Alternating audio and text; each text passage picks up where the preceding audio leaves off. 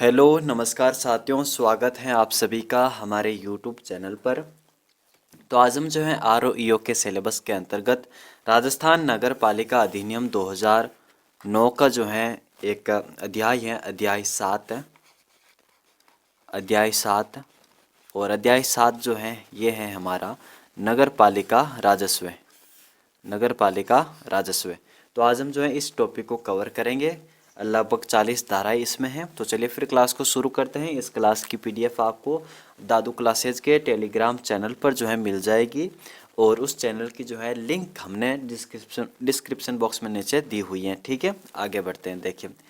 तो यहाँ पर हम इस अध्याय की हम बात करें तो नगर पालिका के राजस्व के बारे में बताया गया है कि भाई जो नगर पालिका को आमदनी होगी, जो राजस्व स्रोत क्या क्या हैं नगर पालिका के, तो इन सभी के बारे में जो है डिटेल से इस अध्याय में हमें बताए गए हैं। और इस जो है अध्याय से बहुत ही महत्वपूर्ण जो है यहाँ पर क्वेश्चन बनेंगे। और यहाँ पर हम बात करें तो पिछले जो है भर्ती में भी काफ़ी जो है अच्छे अच्छे क्वेश्चन यहाँ पर बने थे यहाँ से। ठीक है, तो इस अध्याय को आपको एक फैक्चुअल तरीके से देखना है। यहाँ पर समझने लायक बहुत कम चीज़ें हैं और लगभग धाराएं जो हैं आपको यहाँ पर याद करनी होगी और कुछ धाराओं के नाम भी जो हैं आपको डायरेक्ट याद करने होंगे। तो ये आपको सबसे पहले ध्यान रखना है। यहाँ पर देखिए धारा 101 में जो है आंतरिक राजस्व के बारे में बताया गया है कि भाई नगर पालिका के कौन कौन से जो है राजस्व के स्रोत हैं। तो नगर पालिका के आंतरिक राजस्व में निम्नलिखित जो है स्रोत सम्मिलित होंगे। कौन कौन से होंगे? फर्स्ट होगा हमारा नगर पालिका के द्वारा उद्ग्रहणीय कर। जो नगर पालिका जो है यहाँ से कर वसूलेगी अपनी जो है नगर पालिका की जो सीमा के भीतर भीतर जो लोग निवास कर रहे हैं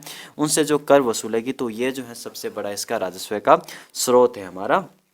नगर पालिका का। अब ये कर वही वसूलेगी जो है राज्य सरकार इसको ताकत देगी वसूलने की। ठीक है, तो संविधान ने ताकत दे रखी है राजस्थान को और फिर राजस्थान ने जो ताकत दे रखी है हमारे इनको, किसको? जो हमारे यहाँ पर हम बात करें नगर पालिकाएं और जो पंचायती राज है। हालांकि इनको जो है 73वें संविधान संशोधन के द्वारा संवैधानिक मान्यता दे चुकी है हमारी केंद्र सरकार, मतलब संविधान में जो है मान्यता दी हुई है, लेकिन फिर भी जो है यहाँ पर राज्य सरकार का अनुमोदन वगैरह चाहिए होता है। ठीक है, तो नगर पालिका के द्वारा उद्ग्रहणीय कर हो जाएगा। इसमें सबसे ज़्यादा महत्वपूर्ण जो भाग निभाता है यानी राजस्व के स्रोतों में, तो वो हमारे कर ही हैं, टैक्स है। फिर दूसरा यहाँ पर जो है आंतरिक राजस्व स्रोत में शामिल किया जाता है उपयोगकर्ता शुल्क को। इसको हम यूजर चार्ज कहते हैं या फिर उपयोक्ता प्रभार कहते हैं। इसमें क्या होगा कि भाई जो है नगर पालिका कुछ ना कुछ जो है सेवा प्रदान करेगी नागरिकों को कि भाई वहाँ से जो है उनका कचरा उठाना है, जो है नगर पालिका उठाएगी, जो है ठोस अपशिष्ट प्रबंध करना है। ठीक है, तो ये जो है ऐसे काम यहाँ पर नगर पालिका इनके लिए करती हैं। सीवरेज वगैरह का काम जो है जल पहुँचाती हैं, तो ये जो काम करती हैं तो नगर पालिका काम करेगी तो कुछ ना कुछ चार्ज तो लेगी नागरिकों से, तो ये जो है उपयोगकर्ता चार्ज भी वसूलती है नगर पालिका। फिर यहाँ पर हम बात करें तो नगर पालिका बहुत सारे जो है लाइसेंस वगैरह जारी करती हैं। ठीक है, आपके भवनों को जो है प्रमाण पत्र वगैरह जारी करती हैं, तो इन सभी में जो है फीस वगैरह लगती हैं। तो ये फीस नगर पालिका कार्यालय में जाती है। जब आप भवन प्रमाण पत्र वहाँ से लेने जाते हो, दुकान का लाइसेंस लेने जाते हो, तो फिर आपको नगर पालिका को कुछ आमदन जो है राशि चुकानी पड़ती है, तभी जो है आपका वो प्रमाण पत्र वगैरह जो भी है मिलता है। और फिर आप नगर पालिका के द्वारा जो भी कानून वगैरह बनाए गए हैं, नगर पालिका के द्वारा जो नियम बनाए गए हैं, उनका अगर आप उल्लंघन करते हो तो फिर आपको कुछ जुर्माना भी देना पड़ता है। तो ये कुछ इस प्रकार के जो है आंतरिक राजस्व के स्रोत हैं। धारा 102 में जो है मित्रों बाध्यकारी कर के बारे में बताया गया है। यहाँ पर बाध्यकारी कर की हम बात करें तो ये नगर पालिका के द्वारा वसूले ही जाते हैं। यहाँ पर जो है नगर पालिका को अन्य जो है विधि ला करके, जिस प्रकार हम आगे देखेंगे 108(9) में पढ़ेंगे, जो अन्य कर जो है नगर पालिका लागू करती है। ठीक है, प्रस्ताव वगैरह लेकर के आती हैं। इसमें ऐसा नहीं, यहाँ पर प्रस्ताव की जरूरत ही नहीं है। नगर पालिका को जो है पहले से ये यहाँ पर जो है मिला हुआ है और ये जो है यहाँ पर राज्य सरकार जो है अधिसूचित कर देगी नगर पालिका को कि आपको ये जो है कर वसूलना है। ठीक है, यहाँ पर जो है नगर पालिका खुद से जो है यहाँ पर प्रस्ताव लाना इन करों के संबंध में कोई जरूरी नहीं होता। राज्य सरकार खुद इनको अधिसूचित कर देती है। और अन्य कर हम 103 में पढ़ेंगे। उसमें क्या होता है कि नगर पालिका उन अन्य करों को जो है उद्ग्रहण करने के लिए, वसूलने के लिए या फिर जो उनको लागू करने के लिए जो है प्रस्ताव वगैरह लेकर के आती हैं साधारण बैठकों में। ठीक है, तो यहाँ पर देखिए बाध्य करों के बारे में, तो राज्य सरकार जो है राजपत्र में अधिसूचना के द्वारा निर्देशित करेगी और इस अधिनियम के अनुसार नगर पालिका निम्नलिखित कर वसूल कर सकेगी। नगर पालिका की सीमाओं के भीतर जो है स्थित भूमियों या भवनों पर कर जो है लगाया जाता है।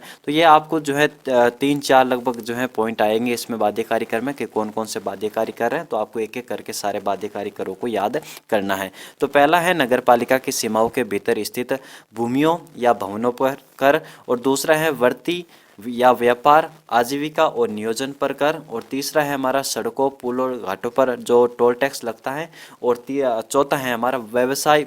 उद्योग से निकलने वाले जो प्रदूषण है उस पर हमें नियंत्रण करना है। तो प्रदूषण नियंत्रण पर कर जो है लगाया जाता है नगर पालिका के द्वारा, यानी वसूला जाता है। और सरकारी या निजी भूमि भवन पर जो है प्रदर्शन या विज्ञापन पर कर, अगर आप जो है सरकारी या फिर निजी जो भूमि भवन है उस पर अगर आप विज्ञापन वगैरह लगाते हो तो फिर जो है उसके संबंध में भी जो है टैक्स हमारी नगर पालिका वसूलती है। ठीक है, तो ये जो है आपको 6 पॉइंट तो विशेषकर याद रखने होंगे कि भाई नगर पालिका की सीमाओं के भीतर स्थित भूमियों या भवनों पर कर, और दूसरा वृत्ति या व्यापार, आजीविका और नियोजन पर कर, और तीसरा जो है टोल टैक्स है, और चौथा हम बात करें तो पोल्यूशन कंट्रोल जो है टैक्स है। ये जो है पोल्यूशन कंट्रोल टैक्स किसी किसी नगर पालिका के द्वारा लिया जाता है, वसूला जाता है, और किसी नगर पालिका के द्वारा नहीं वसूला जाता है। ठीक है, राज्य सरकार जो है कभी कहती है कि भाई वसूल लो, कभी कहती नहीं वसूल लो, तो ये ऐसा होता रहता है। ठीक है, और छठे की हम बात करें तो यहाँ पर जो है 1 मिनट क्या हो गया, हाँ 2 ये 3 4 5, हाँ 5 ये, और छठा हमारा जो सॉरी 5वां हमारा है मित्रों विज्ञापनों पर कर। अगर आप जो है विज्ञापन वगैरह लगाते हो, होर्डिंग वगैरह लगाते हो निजी भूमि पर या फिर जमीन भवन पर, या फिर जो सरकारी जो है जमीन पर या भवन पर अगर आप होर्डिंग वगैरह लगाते हो तो फिर आपको जो है टैक्स वगैरह देना पड़ता है। तो ये जो है 5 आपको टैक्स तो विशेषकर याद रखने होंगे बाध्यकारी करों के अंतर्गत। अगले हम बात करें तो अन्य भी जो है मित्रों राज्य सरकार पावर दे सकती है नगर पालिका को अधिसूचना जारी करके कि भाई आप जो है ये कर वसूल लो, और राज्य सरकार उन्हीं करों की जो है पावर देगा वसूलने की जो राज्य सरकार को पावर मिली है हमारे संविधान के तहत। ठीक है, अगली हम बात करें मित्रों तो नगर पालिका द्वारा और उसके अनुरोध करने पर राज्य सरकार उचित परिस्थितियां होने पर किसी भी कर का जो है यहाँ पर उद्ग्रहण नहीं करने, उसके उद्ग्रहण को बंद करने, या फिर जो है उस कर की जो है रेट जो है उस दर को कम करने का आदेश यहाँ पर राज्य सरकार दे सकती है। ठीक है, कि अगर राज्य सरकार को लगता है कि भाई रेट हाई है, जो नगर पालिका जिस रेट पर जो है ये कर वसूल रही है बाध्यकारी कर उसकी रेट हाई है, तो नगर पालिका को राज्य सरकार आदेश दे सकते हैं कि भाई आप जो है रेट कम कर लीजिए, या फिर नगर पालिका के द्वारा इसका अनुचित संग्रहण वगैरह किया जाता है, उद्ग्रहण किया जाता है, तो राज्य सरकार बंद भी कर सकती है उद्ग्रहण को। ठीक है, कि भाई आप उद्ग्रहण को रोक दीजिए। तो ऐसा कुछ भी हमें यहाँ पर देखने को मिलता है। धारा 103 की हम बात करें मित्रों तो यहाँ पर जो है अन्य कर जो है नगर पालिका के द्वारा अधिरोपित किए जा सकते हैं। इन अन्य करों की हम बात करें तो कौन कौन से कर आते हैं ये आपको विशेषकर ध्यान रखने होंगे। बाध्य कर में तो 5 कर आते हैं जो आपको ध्यान रखने होंगे कौन कौन से, भूमि और भवनों पर टैक्स हो जाएगा। दूसरा हम बात करें तो इसमें जो आ जाएंगे जो विज्ञापनों पर कर हैं, और तीसरा हम बात करें तो व्यक्ति व्यापार जो आजीविका है उस पर जो टैक्स लगे जाते हैं, फिर चौथा टोल टैक्स है, और फिर जो है 5वें की बात करें तो जो हमारा पोल्यूशन कंट्रोल टैक्स है। तो ये 5 आपको बाध्यकारी कर याद रखने हैं। और अन्य कर कौन कौन से जो है नगर पालिका अधिरोपित कर सकती हैं तो वो भी आपको ध्यान रखने कौन कौन से हैं। तो नगर पालिका के भीतर चलने वाले जो वाहन हैं उन पर कर लगाया जा सकता है, नगर पालिका लगा सकती हैं। और नौकाओं पर कर जो लंगर डालती हैं हमारी नौकाएं वगैरह नगर पालिका में, तो उन पर जो है टैक्स लगा सकती है नगर पालिका। और फिर जो है रोशनी पर कर, और सभाओं पर कर, तीर्थ यात्रों और पर्यटकों पर कर, विज्ञापनों के लिए होर्डिंग पर कर, अग्नि कर, और किसी गैर आवासीय भवन में जो है पार्किंग पर कर, और स्टाम्प शुल्क पर जो है जो 10% से अधिक ना हो इतना जो है यहाँ पर टैक्स, अन्य टैक्स जो है यहाँ पर नगर पालिका लगा सकती है। तो कौन कौन से जो है नगर पालिका अधिरोपित कर सकती हैं, तो पहला आपको ध्यान रखना है वाहनों पर कर और नौकाओं पर कर, और फिर आपको ध्यान रखना है रोशनी पर कर और सभाओं पर कर और अग्नि पर कर। ठीक है, ये हो गया। और फिर आपको तीर्थयात्रियों और पर्यटकों पर कर और विज्ञापनों के लिए होर्डिंग पर कर, और फिर जो है गैर आवासीय भवन में पार्किंग पर कर लगा सकती है नगर पालिका। और स्टाम्प शुल्क का भी ध्यान रखना कि स्टाम्प शुल्क पर अधिभार भी जो है नगर पालिका लगा सकती हैं, वसूल कर सकती हैं। और ये अधिभार जो है मित्रों उस स्टाम्प शुल्क के 10% से अधिक नहीं होगा। ठीक है, तो ये बात आपको ध्यान रखनी है। और भी जो है कोई भी कर जो संविधान के अधीन हो जिसे अधिरोपित करने की जो है शक्ति राज्य सरकार के पास हो, और राज्य सरकार जो है नगर पालिका को भी पावर दे सकती है कि भाई आप जो है वसूलो, और राज्य सरकार को पावर ये हमारे भारतीय संविधान के तहत मिली हुई है। ठीक है, तो ये बात आपको ध्यान रखनी रखनी है। धारा 104 की हम बात करें तो इसमें जो है उपभोक्ता कर जो होता है हमारा, उपयोगिता कर या फिर आपको इसको यूजर चार्ज इंग्लिश में कहते हैं, इसको जो है वसूल करने की शक्ति जो है नगर पालिका को है। और ये कब वसूला जाएगा? ये तब वसूला जाता है जब नगर पालिका जो है कोई ना कोई सेवा देती है हमारी नागरिकों को, तो उन सेवाओं के बदले जो है नगर पालिका यूजर चार्ज के रूप में जो है नागरिकों से वसूल करती हैं। तो नगर पालिका जो है उपभोक्ता वसूल कर सकती है, उपभोक्ता शुल्क यूजर चार्ज वसूल कर सकती हैं, और ये जो है राज्य सरकार के अनुमोदन से होगा। यहाँ पर हम बात करें तो कौन कौन सी सेवाओं पर जो है लगभग नगर पालिकाएं जो है यूजर चार्ज वसूलती हैं, तो देखिए जल निकास और मल वहन की व्यवस्था पर शुल्क, ठोस अपशिष्ट प्रबंधन पर शुल्क, यानों की पार्किंग पर शुल्क, और सार्वजनिक मार्गों पर किसी प्रकार का निर्माण, परिवर्तन, मरम्मत पर शुल्क। अगर आपका जो है मकान जो है रोड के किनारे हैं, किसी मार्ग के किनारे हैं, सार्वजनिक मार्ग के किनारे, और अगर आप भवन का निर्माण कर रहे हो और फिर जो है जिसका जो है मलबा वगैरह होता है, ठीक है, आप भवन को तोड़ दिया आपने, तो ढेर वगैरह जो लगता है, तो ये ढेर लगाने दिया जाता है नगर पालिका के द्वारा। तो जब आप ढेर लगाते हो तो जो है लोगों को कुछ प्रॉब्लम जो है कठिनाई जो उठानी पड़ती है, तो इस प्रकार जो है नगर पालिका इनके संबंध में आपसे जो है यहाँ पर यूजर चार्ज भी वसूल सकती हैं कि भाई आपने जो है हमारी ज़मीन पर, हमारे मार्गों पर जो है ये मलबा इकट्ठा कर दिया, तो लाओ आप यूजर चार्ज निकालो। तो इस प्रकार आपको यहाँ पर ध्यान रखनी है ये बातें, ठीक है। तो यूजर चार्ज की हम बात करें तो यहाँ पर जो है जल निकास और मल वहन की व्यवस्था पर जो है शुल्क लगाया जा सकता है, ठोस अपशिष्ट प्रबंधन पर जो है आपसे यूजर चार्ज वसूला जा सकता है, और फिर हम बात करें तो यानों की जो पार्किंग है उस पर जो है आपसे यूजर चार्ज वसूला जा सकता है, और फिर जो है सार्वजनिक मार्गों पर अगर आप किसी प्रकार का कोई निर्माण, परिवर्तन, मरम्मत करा रहे हो और फिर जो है मलबे का ढेर वहाँ पर लग जाता है, तो उसके संबंध में यूजर चार्ज वसूला जा सकता है। और कोई अन्य जो है नागरिक की सेवा पर जो है शुल्क लगा सकती है नगर पालिका, अगर जो है राज्य सरकार अनुमोदित कर देती है कि भाई आप जो है इस सेवा पर शुल्क लगा लीजिए। तो ये बात आपको धारा 104 के अंतर्गत याद रखनी है। फिर धारा 105 में आता है मित्रों हमारा विकास प्रभार, या फिर इसको इंग्लिश में कहते हैं डेवलपमेंट चार्ज, ठीक है। एक मिनट,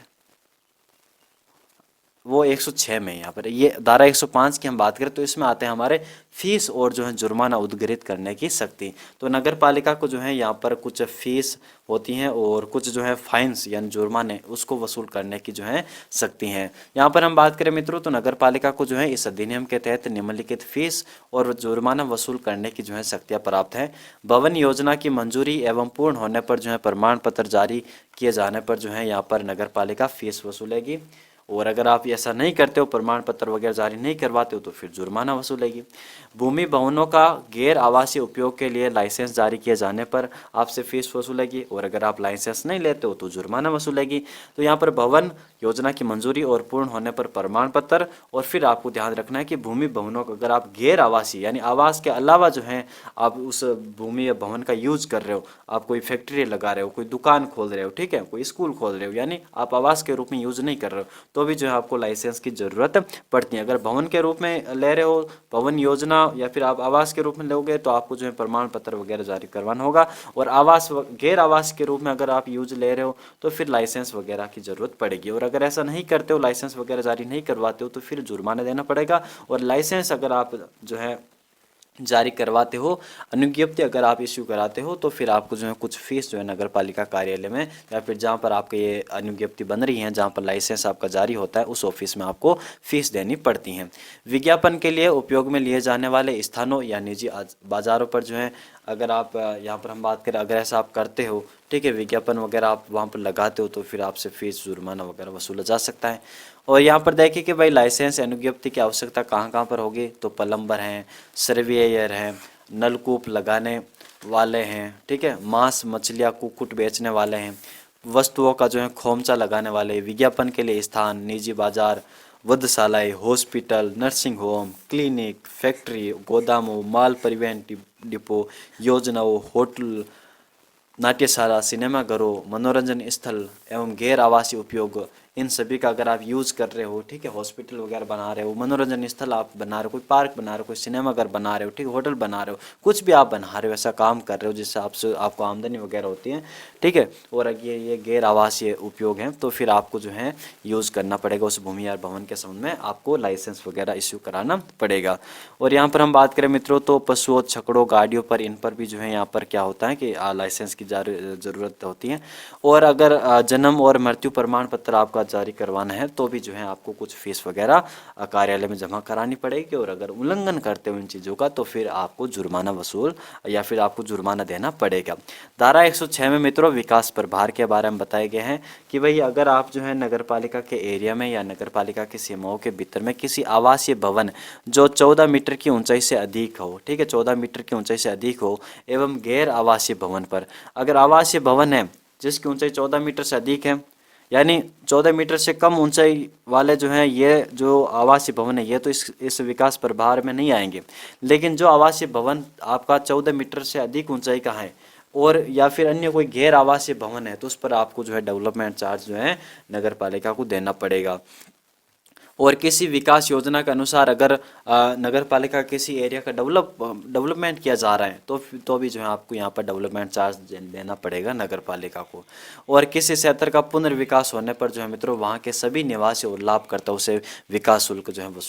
वसूला जाएगा कि भाई नगर पालिका आपके लिए कुछ ऐसे इतना काम कर रही है तो आपको कुछ ना कुछ तो डेवलपमेंट चार्ज देना ही होगा, ठीक है। तो ये बात आपको ध्यान रखनी है। तो धारा 106 आपको समझ में आ गई होगी, इसमें जो है डेवलपमेंट चार्ज के बारे में बताया जाता है। फिर मित्रों है धारा 107। धारा 107 की हम बात करें तो इसमें जो है करारोपण से छूट दी जाती हैं, और ये छूट किन किन को मिलती हैं तो ये आपको ध्यान रखना है कि भाई ये जो भी नगर पालिका बाध्य कर लगा रही हैं, अन्य कर लगा रही हैं, ठीक है, डेवलपमेंट चार्ज वगैरह वसूल रही हैं, यूजर चार्ज वसूल रही हैं, तो इन सभी को जो है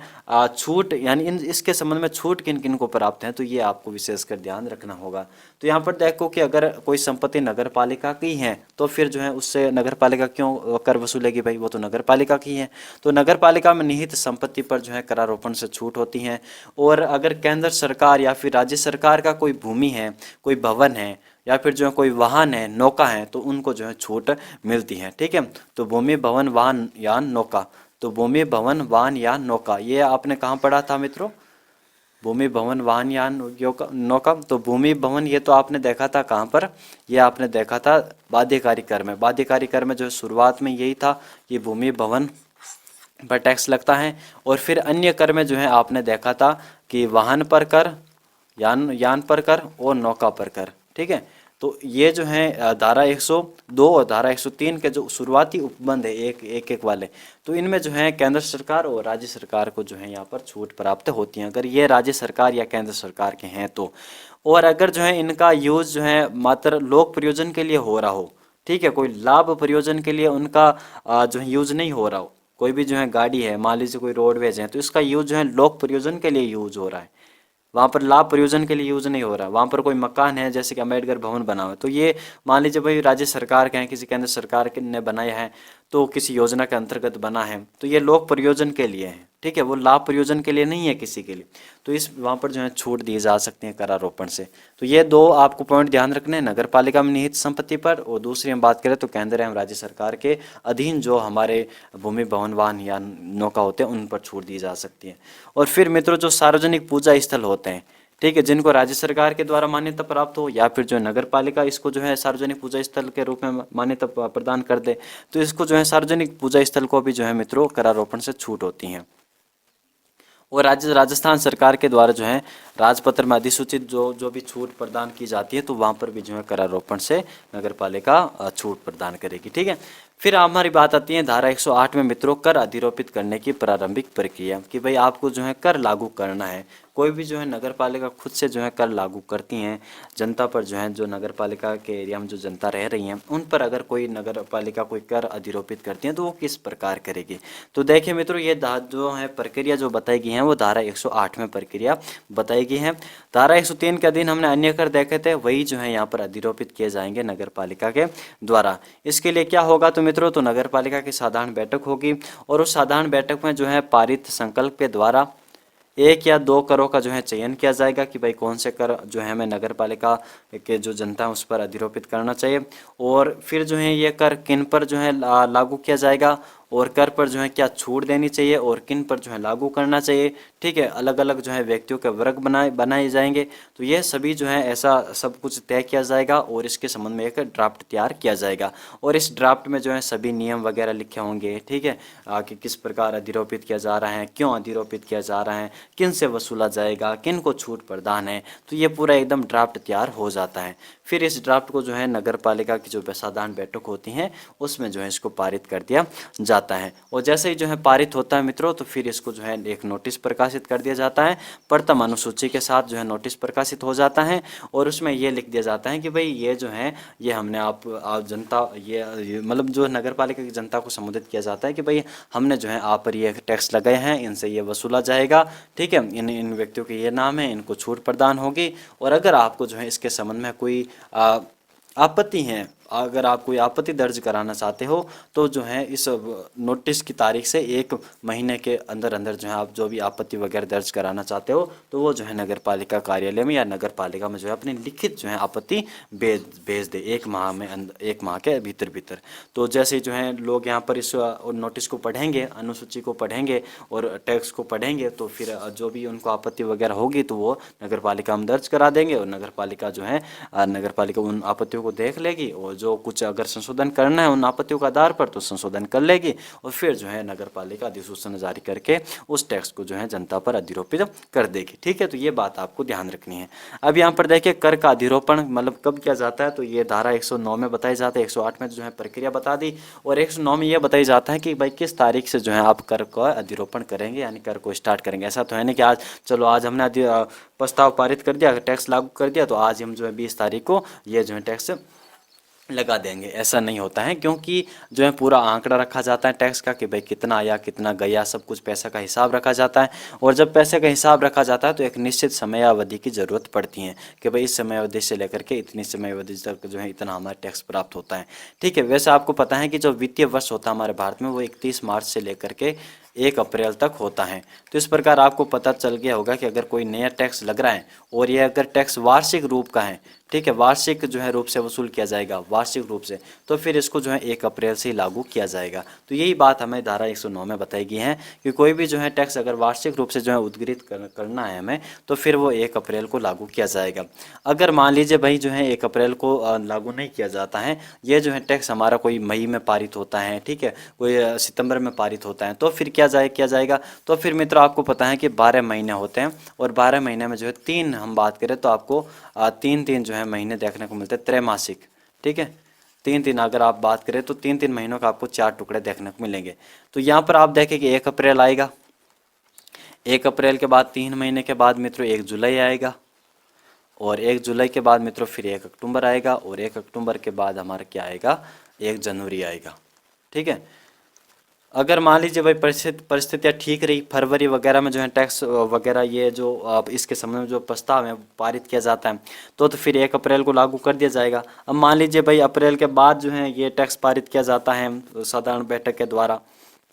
तो फिर क्या होगा, तो फिर उसके जो है निकटतम जो है त्रैमासिक डेट को देखा जाएगा। तो 1 जुलाई को लागू किया जा सकता है, फिर 1 अक्टूबर को लागू किया जा सकता है और 1 जनवरी को किया जा सकता है। लेकिन यहाँ पर ये बात है कि अगर वो टैक्स वार्षिक रूप से हैं तो फिर आपको उसको वार्षिक रूप से ही लाना पड़ेगा, यानी 12 महीनों के भीतर ही लाना पड़ेगा। वो किस प्रकार लेकर आएंगे, तो मित्रों जुलाई से फिर जो है अक्टूबर तक आप 3 महीने का कर वसूल लेंगे, 3 महीने का आंकड़ा जो है आप रजिस्टर में लिख देंगे। फिर 1 अक्टूबर से जो है 1 जनवरी में इस 3 महीने का जो आंकड़ा आप रजिस्टर में लिख देंगे। फिर 1 जनवरी से 1 अप्रैल के बीच इस 3 महीने का जो आप आंकड़ा लिख देंगे, मतलब त्रैमासिक रूप से जो है आंकड़े दर्ज कर दिए जाएंगे। जैसे ही 1 अप्रैल आएगा फिर से जो है फिर 12 महीनों का जो स्टार्ट हो जाएगा। अगर कोई जो है टैक्स 1 अप्रैल को लागू नहीं होता तो फिर त्रैमासिक रूप से वसूल करके उसको 1 अप्रैल तक जो है त्रैमासिक रूप से वसूल किया जाता है और फिर जो 1 अप्रैल से उसको वार्षिक रूप से वसूल करना शुरू कर देते हैं, यानी 12 महीनों का फिर आंकड़ा दर्ज कर दिया जाता है कहाँ पर, रजिस्टर में। ये बात आपको ध्यान रखनी है धारा 109 में। अब यहाँ पर धारा 110 में क्या बताया जाता है कि भाई आपने टैक्स लागू किया है, ठीक है, अधिरोपित आप कर दिया है, वसूल कर रहे हो, अगर कुछ आपको परिवर्तन कर रहे हैं तो फिर किस प्रकार करोगे, या फिर उस टैक्स को समाप्त करना है तो किस प्रकार करोगे। ठीक है, तो ये आपको समाप्त वगैरह करना है तो सेम ही प्रक्रिया है जो हमारी धारा 108 में और धारा 109 में बताई गई है। तो ये बात आपको धारा 110 में ध्यान रखनी है। ठीक है, अगली बात करते हैं। आगे देखें, अगली हमारी धारा है धारा 111। इसमें क्या बताया गया है कि भाई जो कर नगर पालिका के द्वारा लगाए गए हैं उस कर को स्थगित करने या उसको प्रतिषिद्ध करने या उसमें सुधार करने की जो है राज्य सरकार की क्या शक्ति है। दोनों की शक्ति आएगी, एक तो राज्य सरकार की शक्ति आएगी और फिर हम जो है पढ़ेंगे हमारी जो नगर पालिका की क्या शक्ति है। ठीक है, तो यदि अब अगर राज्य सरकार को कोई शिकायत प्राप्त होती है कि भाई ये जो नगर पालिका ने जो कर लगाया है 103 के तहत या फिर जो 102 के अधीन भी अगर कोई नगर पालिका जो कर वसूल रही है वो उस कर का जो भार है वो जनता पर अनुचित है, ठीक है, और ये जो है जनता के हित में नहीं है, तो राज्य सरकार जो है मित्रों नगर पालिका से त्रुटि सुधार की जो है अपेक्षा कर सकती हैं कि भाई आप जो हैं आप उस नगर का आप उस टैक्स का रिव्यू कीजिए कि कहाँ गलती हो रही है, जनता को क्यों क्यों शिकायत कर रही है जनता, ठीक है, जनता पर अनुचित अनुचित भार ये क्यों है, तो आप उस जो है टैक्स को देखिए। तो राज्य सरकार जो है नगर पालिका को आदेश दे सकती है और फिर जो है नगर पालिका को कहेगी कि भैया जो भी सुधार करना आप जरूर कीजिए, ठीक है, और अगर वो त्रुटि सुधारती नहीं है, नगर पालिका उसको इग्नोर कर देती हैं राज्य सरकार के आदेश को, तो फिर मित्रों जो है राज्य सरकार त्रुटि सुधार से संतुष्ट नहीं हुई है तो वे राजपत्र में अधिसूचना के द्वारा कर या उसके किसी भाग की वसूली को तब तक निलंबित या समाप्त कर सकती हैं जब तक जो है नगर पालिका उसके संबंध में कोई उचित एक्शन नहीं लेती है उस टैक्स के संबंध में। तो ये बात आपको ध्यान रखनी है धारा 11 के तहत 111 के तहत, तो ये ध्यान रखनी कि राज्य सरकार को क्या शक्ति प्राप्त है। भाई जो है राज्य सरकार के अनुमोदन से ही नगर पालिका कोई टैक्स लगाती हैं और उसके अनुमोदन से ही जो है नगर पालिका वसूलती हैं, तो फिर जो है अगर नगर पालिका अनुमोदन से जो है राज्य सरकार को अनुमोदन से जनता पर अत्याचार करती हैं, जनता पर अनुचित जो है टैक्स लगाती हैं और जनता को महसूस होता है कि नहीं ये तो हमारे ऊपर अनुचित भार है और ये हमारे हित में ही नहीं है, किस आधार पर जो है नगर पालिका टैक्स ले रही हैं, तो फिर जो है जनता शिकायत करती हैं राज्य सरकार को कि भाई नगर पालिका ऐसा ऐसा कर रही हैं, तो फिर राज्य सरकार जो है नगर पालिका को फटकारेगी कि भाई क्या त्रुटि हुई है आपके जो है टैक्स में, और अगर जो भी त्रुटि हुई है तो आप उसको सुधार कीजिए,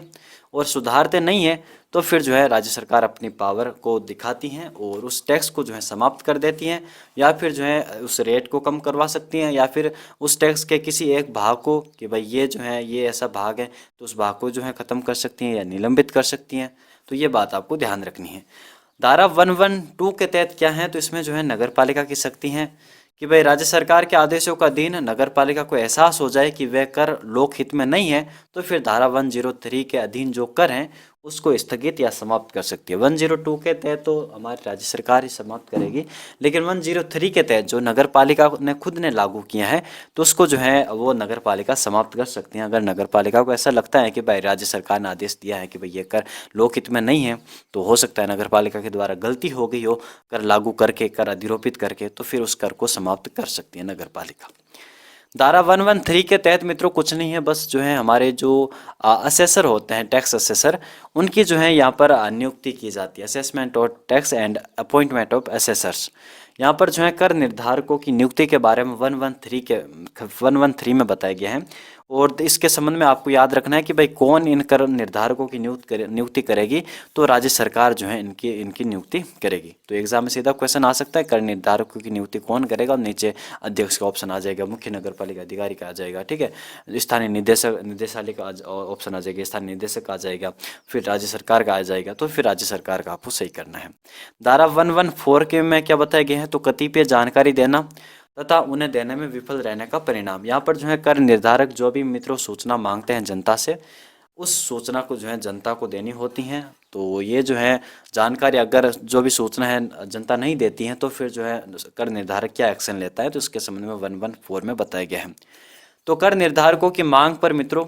धारा 102 हमने पढ़ा था बाध्यकारी कर, जिसमें भवन या भूमि का जो स्वामी है, भवन भूमि जिससे जो है टैक्स वसूला जाता है नगर पालिका के द्वारा, उस भवन या भूमि के स्वामी से जो टैक्स वसूला जाता है या अधिभोगी से, तो फिर उस स्वामी या अधिभोगी से जो है कर निर्धारक कोई जानकारी मांग सकता है कि भाई आप जो है भूमि के बारे में कोई जानकारी अपनी जो जानकारी दीजिए, कसर नंबर वगैरह सब जानकारी दीजिए, भवन के बारे में जानकारी दीजिए। तो ऐसी जो है जानकारी नगर पालिका का जो ये कर निर्धारक हैं जो राज्य सरकार ने नियुक्त किया है वो मांग सकता है। और ये जो स्वामी अधिभोगी हैं, एक समयावधि के भीतर भीतर ये उनको जो है जानकारी देनी होगी। ठीक है। और यहाँ पर हम बात करें तो ये ज़्यादा कुछ इंपॉर्टेंट नहीं है, इतने ही आपको ध्यान रखना है। और अगर विलंब करता है कोई जो है भूमि का स्वामी या भवन का स्वामी या कोई अधिभोगी, जानकारियाँ नहीं देता है, तो फिर जो है कर निर्धारक को अपने विवेकानुसार जो है या फिर अपने विवेक का यूज़ करना पड़ेगा और संदेह कर जो है फिर निर्धारित करेगा। संदेह मतलब कि भाई हाँ ये हो सकता है उसकी ज़मीन इतनी है और इतना उसका भवन है, इसके संबंध में इतना टैक्स लगाया जा सकता है, तो फिर संदेह कर का जो है निर्धारण हमारा कर निर्धारक कर सकता है, अगर भाई उसके पास जो है जानकारी नहीं पहुंच पाती है। तो ये बात आपको ध्यान रखनी है।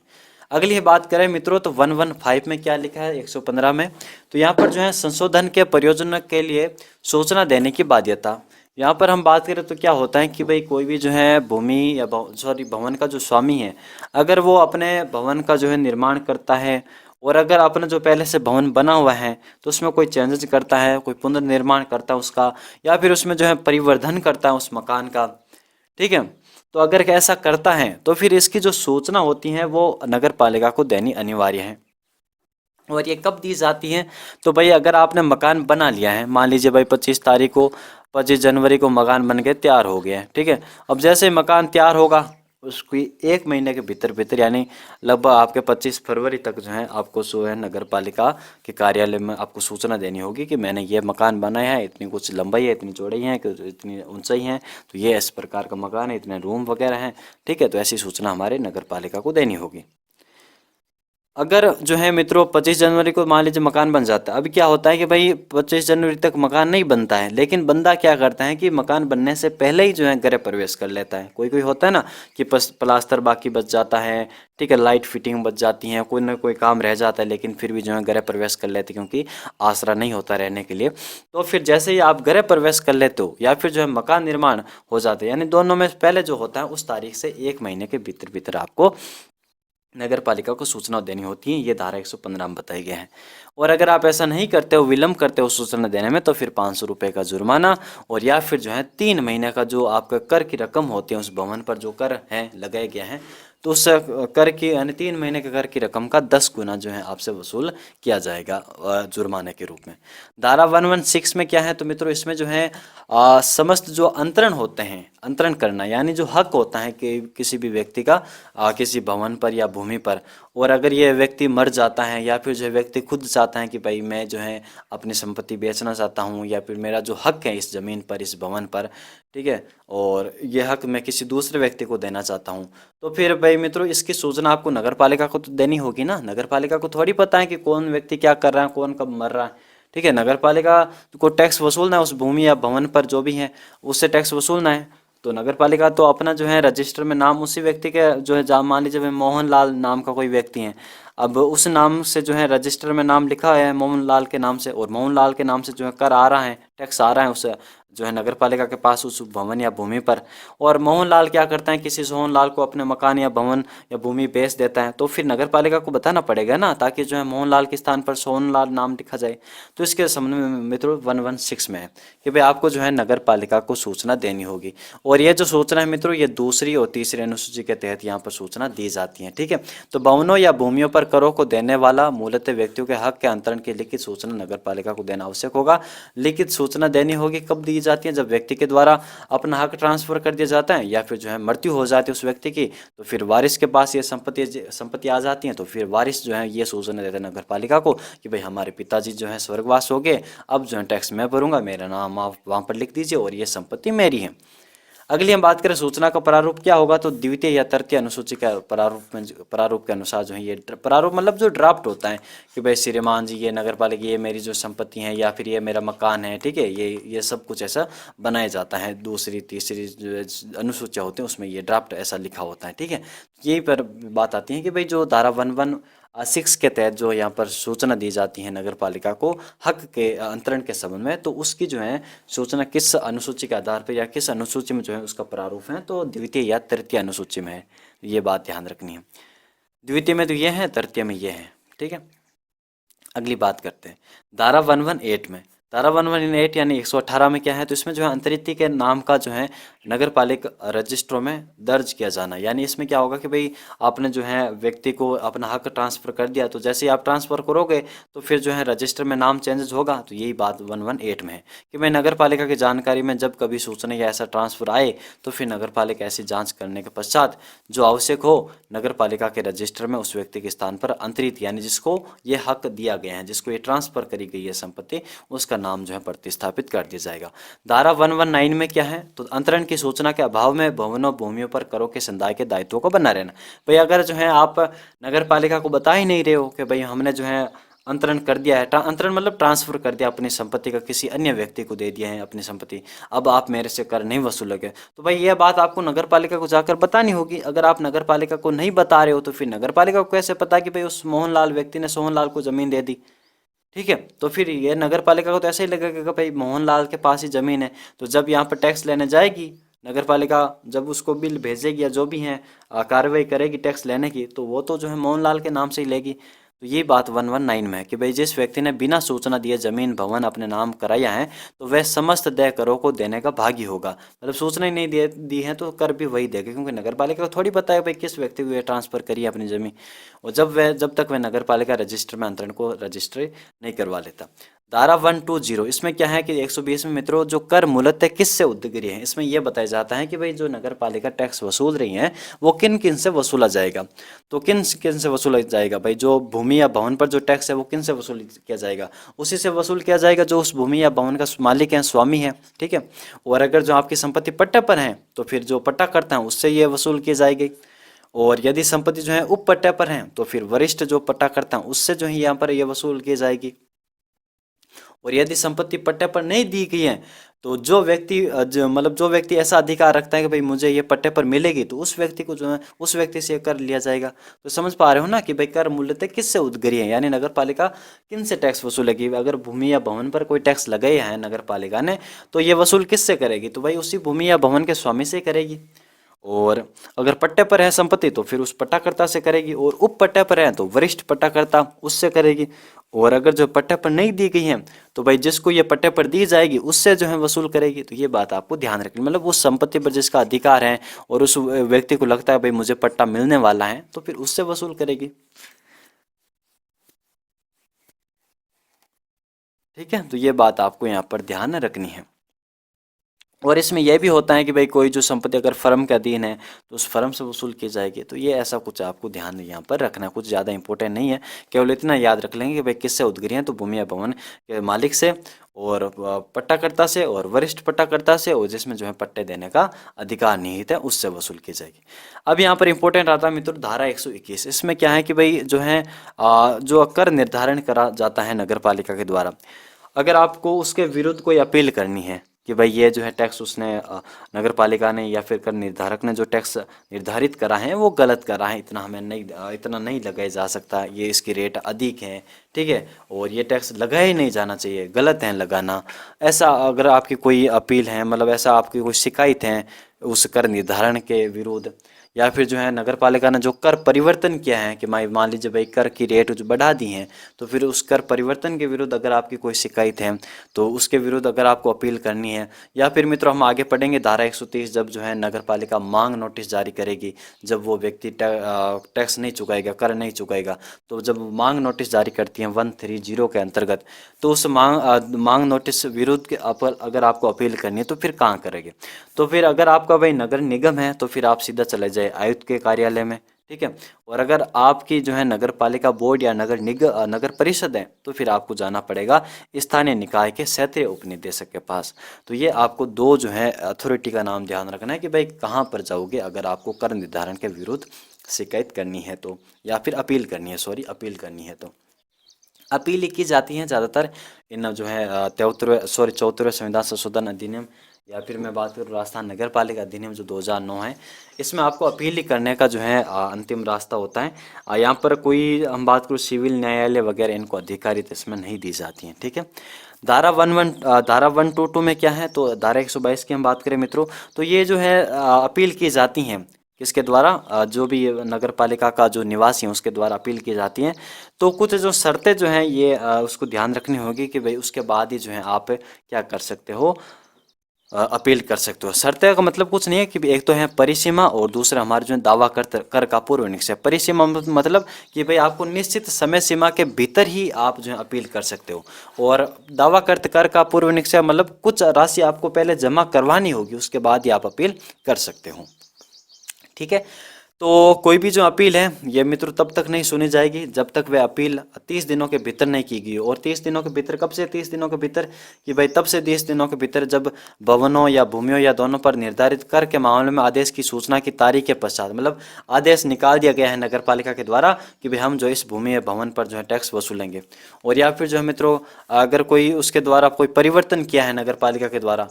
कर निर्धारण के संबंध में, तो फिर परिवर्तन का जब नोटिस जारी होता है उस अगर आप परिवर्तन के विरुद्ध आप अपील करना चाहते हो, तो फिर जब ये नोटिस जारी होता है परिवर्तन का, तो उस नोटिस जारी होने की तारीख से 30 दिन के भीतर, मतलब 30 दिन ही है। ठीक है। और दूसरी तरफ हम बात करें भाई आपको जो मांग नोटिस दिया जाता है धारा 130 के अंतर्गत, तो उस मांग नोटिस दिए जाने के पश्चात भी आपको 30 दिनों के भीतर भीतर, यानी उस तारीख के, भाई आपको ये मांग नोटिस दे दिया जाता है उस तारीख से जो है 30 दिनों के भीतर भीतर आप जो है अपील करोगे। अगर आप अपील नहीं करते हो 30 दिनों के भीतर भीतर, तो फिर वो अपील नहीं सुनी जाएगी। अब यहाँ पर दावा कर का पूर्व निक्षेप क्या है? तो फिर आपको ये ध्यान रखना होगा कि भाई आप ये तभी जो है अपील कर पाओगे जब नगर पालिका ने कोई जो है आपसे टैक्स मांगा है, उस टैक्स का आपने 25% तक जो है नगर पालिका कार्यालय में जमा नहीं करा दिया गया। अगर आपने जो है नगर पालिका में कुछ राशि जमा ही नहीं कराई है, ठीक है, तो फिर गलत बात है। आपको जो है 25% तो जो है कुछ आपको राशि जो है जमा करानी पड़ेगी नगर पालिका कार्यालय में जाकर के, और ये जो है 25% जो है राशि मानी जाती है। ठीक है, कि भाई आपको 25% जो है राशि जमा करा दो नगर पालिका कार्यालय में, और फिर चले जाओ आप आयुक्त के कार्यालय में या फिर जो है उप निदेशक के कार्यालय में। आगे बात करते हैं 1, 2, 3। इसमें क्या बताया गया है? तो खर्चों के संबंध में बताया गया है। यहाँ पर क्या होता है कि जो हमारी अपील करता है तो उसको जो है कुछ खर्चे दिए जाते हैं, दिलाए जाते हैं अपील अधिकारी हैं जो अपील सुन रहा है उसके द्वारा। अब यहाँ पर क्यों दिले जाते हैं? देखो कि भाई दो इसमें मामले होते हैं। अगर जो है जो नगर पालिका के द्वारा जो टैक्स लगाए गए हैं अगर वो गलत हैं, ठीक है, गलत हैं, तो फिर जो है ये खर्चे जो है नगर पालिका को देने होंगे। और अगर जो है नगर पालिका के द्वारा ये टैक्स सही लगाए गए हैं, कोई गलती नहीं है, और जो अपील करता है वही गलत था, ठीक है, और इसकी वजह से जो है अपील जो सुन रहा है उसका टाइम बर्बाद हुआ, नगर पालिका का बर्बाद हुआ, तो फिर उससे जो है अपील करता से खर्चे लिए जाएंगे। तो यही बात आती है। और इन खर्चों को दिलाना, प्रत्येक अपील का खर्चा दिलाना, ये अपील को निश्चित करने वाले अधिकारी के विवेक पर आधारित होता है। तो ये बात आपको ध्यान रखनी है भाई इन खर्चों को कौन दिलाएगा और कौन निश्चित करेगा कि भाई इतना खर्चा जो है आपको इस अपील को देना, इस अपीलकर्ता को देना होगा, अपीलार्थी को देना होगा। ये नगर पालिका को कहा जाता है, तो कौन कहेगा? अपील अधिकारी कहेगा। और यदि जो है नगर पालिका ऐसा नहीं करती हैं, ठीक है, जो है मैं बात करूँ खर्चा नहीं देती हैं, 30 दिनों का समय दिया जाता है नगर पालिका को कि भाई आप अपनी निधि से जो है इस अपीलकर्ता को, इस अपीलार्थी को आप टैक्स दे दीजिए, या फिर जो भी इसने राशि दी है 25% जमा भी कराए हैं वो भी आप इसको राशि चुका दीजिए। 30 दिनों का समय दिया जाता है अपील अधिकारी के द्वारा नगर पालिका को। और अगर ऐसा 30 दिनों में नहीं होता है तो फिर हमारा अपील अधिकारी सीधा हमारा उस अधिकारी से मुलाकात करेंगे, उस अधिकारी को जो आदेश देगा जो नगर पालिका निधि की अभिरक्षा कर रहे हैं। और नगर पालिका निधि की अभिरक्षा कौन कर रहा है? आप जानते हैं, मुख्य नगर पालिका अधिकारी करता है। तो फिर अपील अधिकारी सीधा जो है नगर पालिका अधिकारी को ही कहेगा कि भाई आप जो उस अपीलकर्ता को पैसे दे दीजिए जो भी उसका खर्चा हुआ है। धारा 124 में क्या है मित्रों? 124 धारा 124, इसमें हम बात करें तो कराधान के मामले में सिविल और दांडिक न्यायालयों की अधिकारिता का वर्जन, यानी उस पर रोक। यानी इसमें यह लिखा गया है कि भाई ये बात आपको ध्यान रखनी होगी कि भाई जो भी इस अधिनियम में के संबंध में आपको अगर कोई शिकायत है तो आपको अपील अथॉरिटी जो है प्रोवाइड करी हुई है। जैसे कि जिला न्यायाधीश, उसके संबंध में हमने देखा था निर्वाचन याचिका के संबंध, जब मैं आगे पढ़ूंगा तो मैं आपको बताऊंगा। ठीक है, तो यहाँ पर अगर आपको किसी के संबंध में शिकायत करनी है किसी प्रावधान के विरुद्ध या फिर जो है किसी नगर पालिका के आदेश के विरुद्ध, तो आपको जो है एक अपील अथॉरिटी प्रदान करी गई है राजस्थान सरकार के द्वारा। यहाँ पर जो है सिविल जो न्यायालय हैं और जो दांडिक न्यायालय हैं, फौजदारी और सिविल जो न्यायालय होते हैं, इनकी अधिकारिता को जो है रोक लगाए गए हैं नगर पालिका के लगभग प्रावधानों में।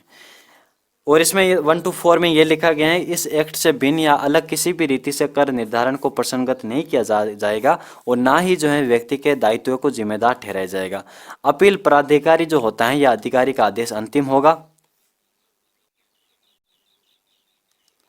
अपील प्राधिकारी का जो आदेश है वो अंतिम होगा। और अगर अपील प्राधिकारी ऐसा लगता है कि भाई उसने जो आदेश दिया था वो गलत है, तो फिर जो है मूल आदेश को मित्रों 3 माह में जो है पुनर्विलोकन किया जा सकता है। 3 माह के बाद आप विलोकन नहीं कर सकते, पुनर्विलोकन 3 माह के भीतर भीतर जो है आप अपने जो है, मैं बात करूँ अपने आदेश जो भी अपील प्राधिकारी ने आदेश दिया है, और अपील प्राधिकारी या फिर किसी को लगता है कि ये आदेश गलत है, तो फिर उसका रिव्यू कराना है, तो फिर आप जो है रिव्यू करा सकते हो। लेकिन ये जो है अपील प्राधिकारी के पास समय जो है 3 महीने का ही होगा। ठीक है, तो ये आपको यहाँ पर ध्यान रखनी है। आप अपील प्राधिकारी के पास जाकर के आवेदन भी कर सकते हो, भाई जो आपने आदेश दिया वो गलत है, या फिर जो है अपील प्राधिकारी को अगर खुद से लगता है स्व प्रेरणा से, तो फिर वो अपने स्व प्रेरणा से जो है मूल आदेश को 3 माह में पुनर्विलोकन किया जा सकता है। धारा 125 की हम बात करें मित्रों, तो इसमें क्या बताया गया है, तो इसमें जो है ये हमें बताया जाता है कि भाई जो नगर पालिका है उसके द्वारा पारित कोई भी जो दस्तावेज, उसमें नाम, निवास, व्यापार, व्यवसाय में अगर लेखन में कोई अशुद्धि हुई है या फिर उसके स्वरूप के कारण, मतलब कोई लिखन में कोई त्रुटि आई है या फिर उसके स्वरूप में कोई परिवर्तन आया है, तो उसके कारण आप अविधि मान्य नहीं होगा। कि भाई नगर पालिका के दस्तावेज होते ही हैं, आपको पता ही है, और उसमें अगर कोई थोड़ी बहुत गलती हो जाती है तो फिर आप उस गलती के आधार पर ये नहीं कह सकते भाई आपने उस व्यक्ति से जो टैक्स वसूला वो गलत व्यक्ति से वसूला, ऐसा नहीं है भाई। जब टैक्स निर्धारित किया जाता है कर निर्धारकों के द्वारा, तो सारी जानकारी ली जाती है अधिक जनता से। अब फिर भी जो है कोई छोटी मोटी लिपि में कोई गड़बड़ हो जाती है, ठीक है, टाइपराइटर के द्वारा कोई गलती कर दी जाती है, तो फिर जो है इसका मतलब ये नहीं होगा कि भाई उस व्यक्ति से जो टैक्स वसूल रहे वो गलत है। ये बात आपको ध्यान रखनी है। ठीक है, और व्यक्ति की जो ऐसा नहीं है कि भाई आप मोहनलाल से आप कर वसूल रहे हो और आपको मोहनलाल के बारे में कुछ नहीं पता, मोहनलाल की जगह अगर सोनलाल लिख गया है तो फिर मोहनलाल के बर्थ डेट वगैरह, आधार कार्ड, उन सब का तो होता ही है ना ब्यौरा। तो ये बात आपको ध्यान रखनी है। कर के संदर्भ में मित्रों संपत्ति के मालिक को नामित करना आवश्यक नहीं है। करों का उद्ग्रहण जो है संपत्ति का हक नहीं समझा जाएगा, ये बात आपको ध्यान रखनी है। धारा 126 में क्या बताया गया है, तो दायित्व प्रकट करने की बाध्यता। इसमें क्या होता है कि भाई ये इसमें ध्यान रखना आपको, दायित्व प्रकट करने की बाध्यता। यहाँ पर जो है जो भी नगर पालिका है, नगर पालिका मुख्य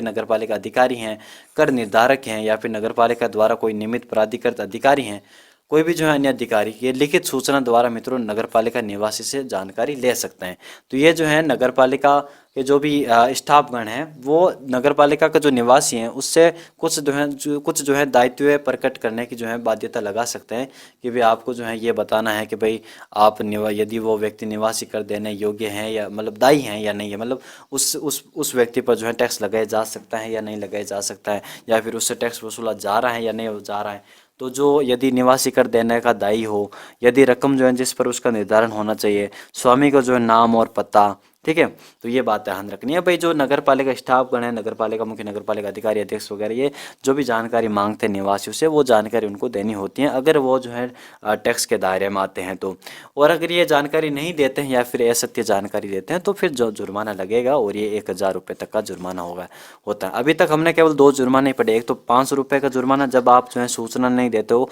अपने भवन निर्माण पर परिवर्तन वगैरह के बारे में, 500 रुपये का होता है, और 3 माह के करके 10 गुना तक, ये जो है याद दोनों में होता है। तो ये एक जुर्माना था और ये एक हमारा ये जुर्माना है 1000 रुपये का जुर्माना। ठीक है, अगली हम बात करते हैं 127 की, यानी धारा 127। इसमें जो है करों को वसूल करने का कर्तव्य के बारे में बताया गया है कि भाई जो है जो टैक्स जो वसूलने का जो कर्तव्य है ये किसका है, तो आपको ध्यान रखना है मुख्य नगर पालिका अधिकारी का है, या फिर जो उसके द्वारा जो प्राधिकृत अधिकारी हैं उसके द्वारा उसका यह कर्तव्य है, जो धारा 102 और धारा 103 के तहत जो टैक्स वसूल किए जा रहे हैं नगर पालिका के द्वारा, उन टैक्स की वसूली करता है कौन, हमारे नगर पालिका अधिकारी या फिर जो उसके द्वारा नियमित कोई अधिकारी। अगली हम बात करते हैं धारा 128 में। तो यहाँ पर मित्रों क्या होता है कि कर के बिल का जो है प्रस्तुत किया जाना। इसमें क्या होता है कि भाई कोई जो है टैक्स आपका बकाया है और आपने टाइम पर नहीं भरा है वो टैक्स, 1 मिनट यहाँ,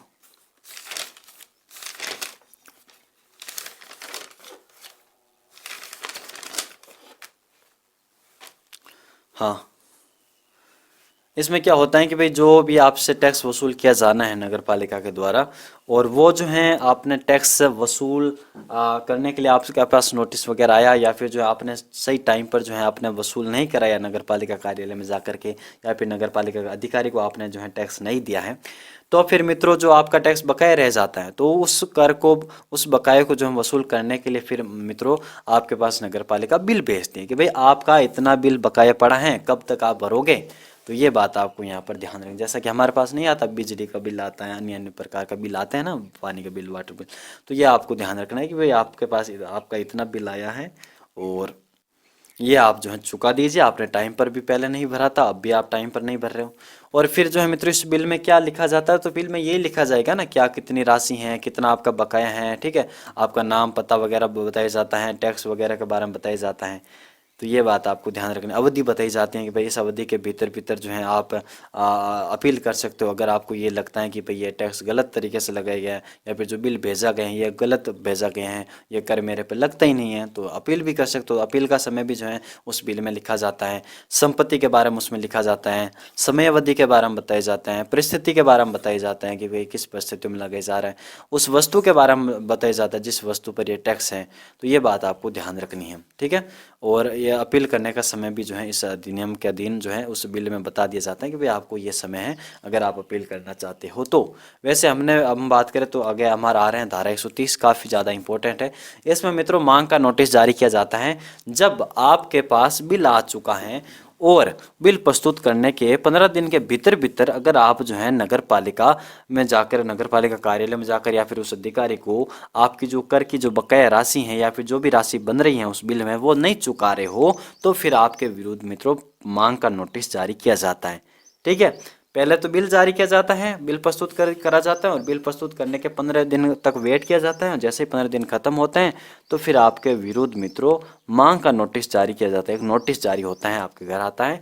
और उसमें जो है जो ये चौथी अनुसूची के आधार पर होता है। प्रथम अनुसूची हमने पढ़ा था 108 में देखा था, और फिर द्वितीय और तृतीय अनुसूची में हमने देखा था कि भाई कोई जो व्यक्ति हैं वो अपने हक का जब अंतरण करता है तो सूचना जब नगर पालिका को देता है तो वो द्वितीय या तृतीय अनुसूची के प्रारूप में देता है। और चौथी अनुसूची हमारी ये आ रही है। और कितनी अनुसूचियां हैं, तो 6 अनुसूचियां हैं हमारे पूरे नगर पालिका अधिनियम में।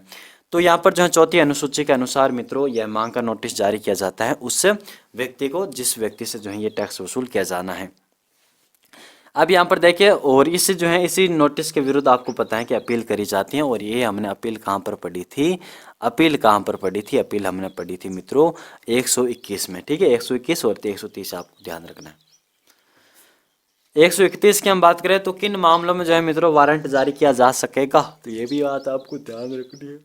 कि किन मामलों में जो है वारंट जारी किया जा सके। अभी तो हमने बिल प्रस्तुत किया था 129 में,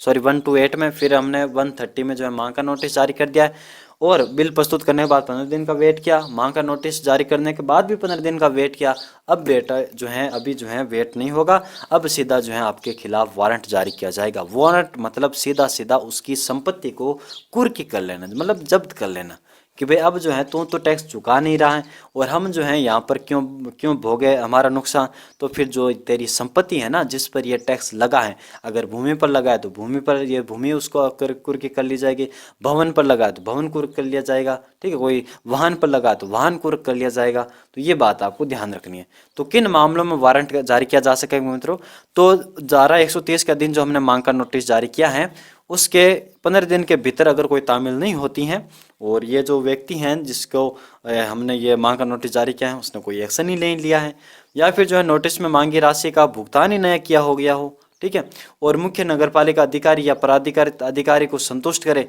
कि वह पैसे क्यों नहीं जमा कर पाया। अगर भाई आप जमा नहीं कर पा रहे हो पैसा, तो फिर आप नगरपालिका अधिकारी को या फिर जो नगरपालिका प्राधिकृत नगरपालिका द्वारा जो प्राधिकृत अधिकारी हैं टैक्स वसूलने के संबंध में हमने देखा था ना अभी कि भाई कौन है टैक्स वसूलने के जो है किसका करते हुए हैं, तो 127 में ही देखा था। तो जिसको ये सौंपा गए हैं तो उस व्यक्ति के पास जाकर के आप बता दो ना कि भाई मैं जमा नहीं कर पा रहा हूँ टैक्स, मेरी अभी जो हालत पीली है, मैं नहीं कर पा रहा हूँ, टैक्स जमा नहीं कर पा रहा हूँ, मेरे पास अभी जो है आमदनी भी नहीं है, तो आप थोड़ा सा वेट कीजिए। तो भाई नगर पालिका अधिकारी वगैरह थोड़ी सी राहत दे सकते हैं कि भाई ठीक है भाई अगली बार जमा करा देना, कोई बात नहीं, ठीक है। उसको अंतरिम राहत वगैरह जो भी है राहत वगैरह दी जा सकती हैं। लेकिन वो उस अधिकारी के पास जाता ही नहीं है, वो ढीठ बना हुआ है, नहीं भले ही नोटिस जारी कर दिया गया हो, मैं तो टस से मस नहीं हूँगा, नहीं तो मैं जो है उस अधिकारी को जाकर कहूँगा कि भाई मैं क्यों नहीं जमा कर पा रहा हूँ, और नहीं मैं पैसे जमा करूँगा, ठीक है, कुछ नहीं करूँगा मैं। तो अगर ऐसा नहीं करोगे तो फिर नगर पालिका तो अपना एक्शन लेगी। तो अगर ये सब कुछ नहीं करता है और न ही वो अपील करता है,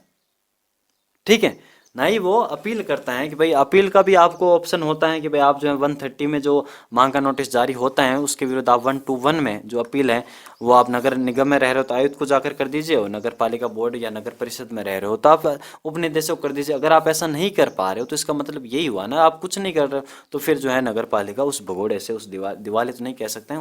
उस आदमी से जो है, उस आदमी की जो संपत्ति पूर्ण करेगी, और अपना जो भी खर्चा वगैरह है, जो भी अपना कर वगैरह है, जो भी उसकी राशि बन रही है नगर पालिका की, वो राशि ले लेगी नगर पालिका। ठीक है, ये बात ध्यान रखें। तो रिकवरी का जो है पैसा वसूल किया जाएगा नगर पालिका के द्वारा, और डिफॉल्टर, जो डिफॉल्टर है मित्रों, वेती कर्मी जिसको हिंदी में कहते हैं, वेती कर्मी, यानी जो टैक्स नहीं दे रहा है, राशि नहीं दे रहा है, तो डिफॉल्टर की जो संपत्ति का विक्रय किया जाएगा और कुर्की की जाएगी, कुर्की करके मतलब जब्त करके उसका विक्रय कर दिया जाएगा, बेच दिया जाएगा, और उस राशि से नगर पालिका अपनी राशि वसूल कर लेगी और खर्चे भी जो है वसूल कर लेगी। यदि मित्रों जंगम संपत्ति है, यानी मूवेबल प्रॉपर्टी है आपकी, मूवेबल प्रॉपर्टी मतलब पैसा गोल्ड वगैरह है, तो फिर जो है आप वारंट, ये मुख्य नगर पालिका अधिकारी के द्वारा 5वीं अनुसूची के अनुसार जारी किया जाता है। और यदि आपकी जो स्थावर स्थावर है, स्थिर नहीं है यहाँ पर, स्थावर, अगर स्थावर प्रॉपर्टी है यहाँ पर, मतलब इनमूवेबल हैं आपके, अनमूवेबल हैं, जैसे जमीन है, जायदाद है, ठीक है, भवन वगैरह हैं जो ये इधर से उधर नहीं हो सकते हैं, तो अगर इमूवेबल हैं, स्थावर संपत्ति हैं, तो फिर जो है वारंट मित्रों नगर पालिका के द्वारा जारी होता है। मूवेबल हैं तो फिर नगर पालिका अधिकारी, और इनमूवेबल हैं तो यहाँ पर नगर पालिका के द्वारा। और ये जो वारंट होता है मुख्य नगर पालिका अधिकारी के द्वारा ही जारी किया जाएगा। और ध्यान रखनी है आपको बात मित्रों कि उपधारा, मतलब यहाँ पर ध्यान रखने की राशि की वसूली के लिए, कुर्की और विक्रय के लिए कोई वारंट उस तारीख जब मांग नोटिस जारी किया जाता है उससे 3 साल बाद जारी नहीं किया जाएगा। ये बात आपको ध्यान रखनी है कि वारंट अगर आपको जारी करना है तो तुरंत एक्शन लेना होगा। और ये एक्शन कब लिया जाता है, जब आपका जो है मांग नोटिस ये जारी कर दिया जाता है, और मांग नोटिस जब आपका जारी किया जाता है तो जो है 3 साल बाद जो है आप यहाँ पर क्या नहीं करोगे, कुर्की नहीं करोगे। आपको अगर आपको संपत्ति जब्त करनी है तो फिर जब आप मांग नोटिस जारी किए थे आपने 130 के अंतर्गत, तो उसके तुरंत बाद ही आप एक्शन ले लीजिए, और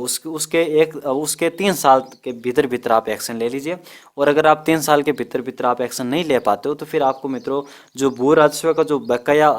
वसूल किया जाता है उसके भांति जो है फिर आपको ये वसूल करनी पड़ती है राशि।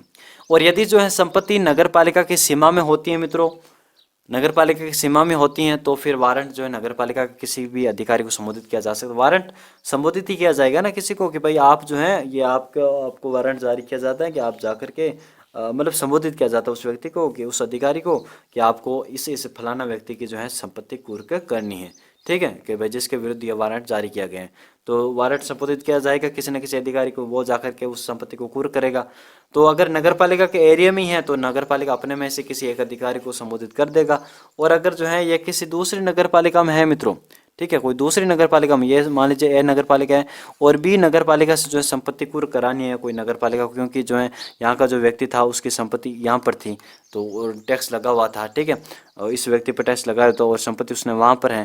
ठीक है, तो वहाँ से जो है इस संपत्ति को इधर लाना इस नगर पालिका में, तो यहाँ पर जो है उस जब वारंट जारी किया जाता है तो फिर